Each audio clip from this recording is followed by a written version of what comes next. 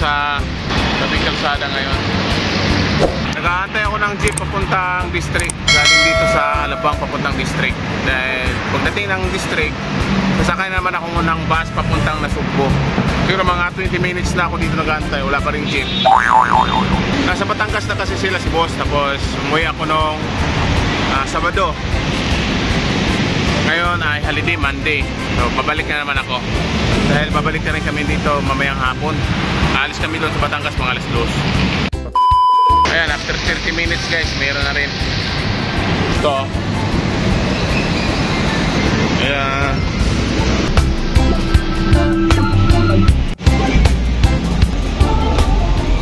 One hour later. Ayan guys, nandito na ako ngayon sa District Imos.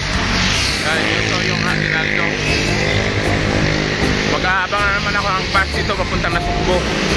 Pero kakain muna ako sa McDonald's. Nandyan lang sa unahan may McDonald's. Ayan o, may McDonald's dyan o. Kakain lang muna ako dyan saglit. Tsaka ako sasakay ng bus papuntang Nasugbo.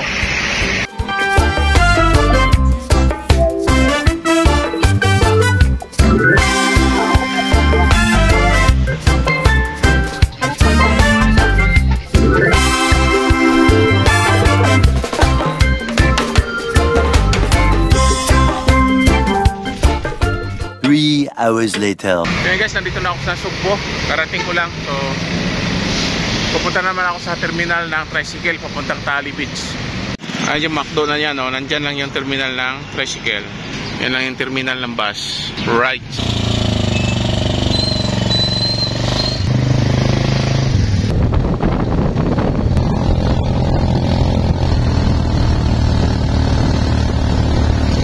Alright guys, nandito na ako sa bahay ni boss. Ayan.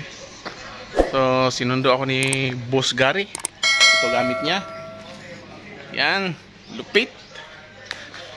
Hindi na ako nakapag-video kanina. So, ayan, tambay lang muna ako dito dahil mga alas 2 pa yung alis namin. Ayan, papahinga muna ako. Alright.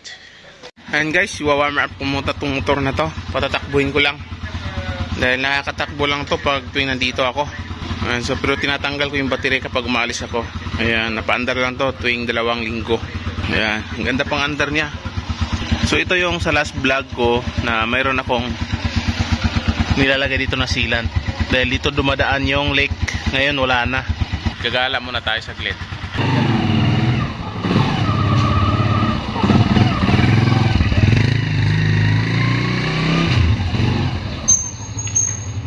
Ang ganda ng view dito guys. So yung bahay dyan sa baba oh.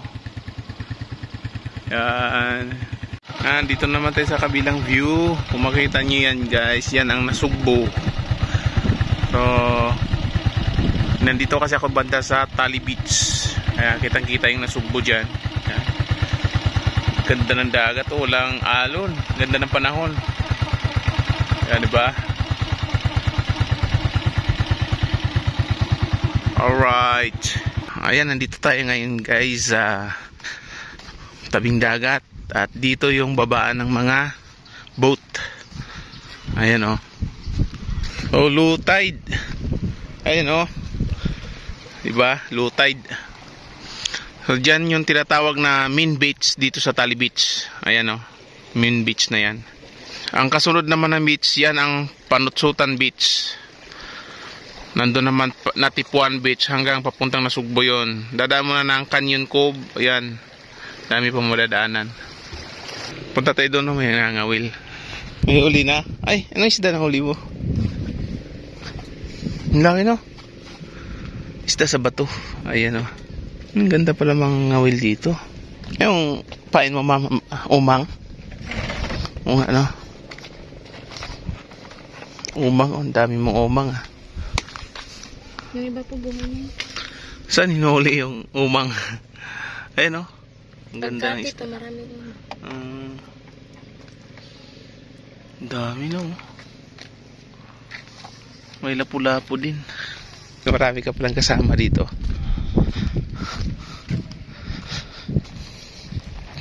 Sarap maligo dito oh. Ayan, nandun din, mayroon din ngawil doon sa unahan.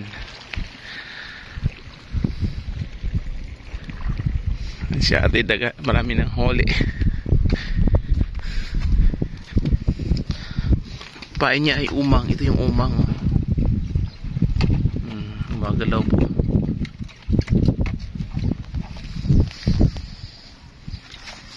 Isda sa batu. Yo. Galingan, ang ganda ng kulay. Oh. Gala tayo sa ibang lugar. Ay, may mga boat dyan, oh.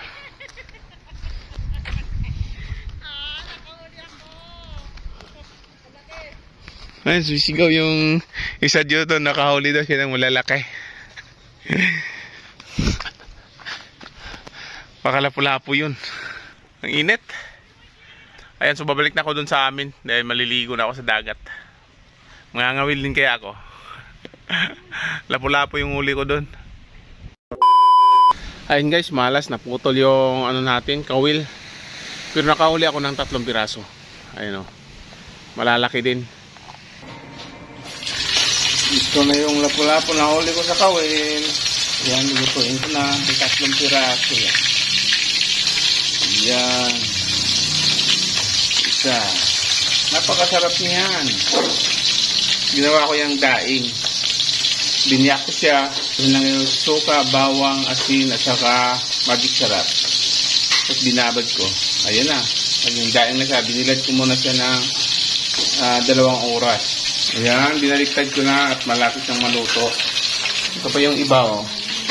Ayan. Huli ko naman to sa pangilaw, mga ibis. Alright guys, luto na yung ulam natin pananghalian. Ayan. Itong lapu-lapu. Nahuli ko sa kawit. At mga ibis huli ko sa pangingilaw. At mayroon din akong 2 tulingan na binili ko sa palengke. Ayan. Sarap nito.